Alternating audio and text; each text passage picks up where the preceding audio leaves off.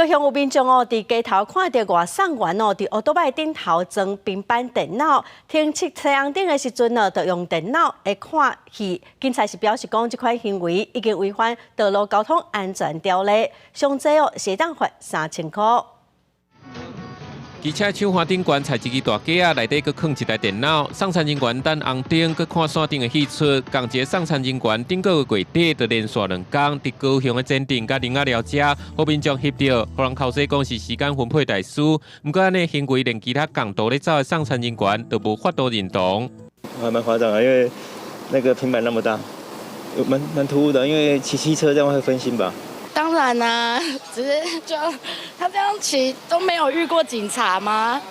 就是很奇怪的事情啊。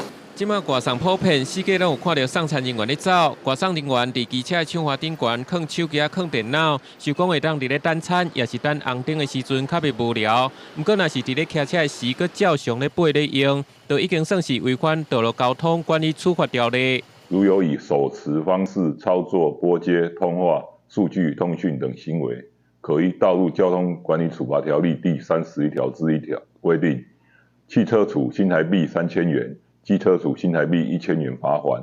因为民众翕到影片内底送餐人员无用手操作电脑的事情，警方恐惊袂当开发，不过造成民众印象无好，外送别代表示暂停合作，而且送餐人员佫去接受道路安全训练课程，而且通过测验了后，才佫评估后续合作的可能。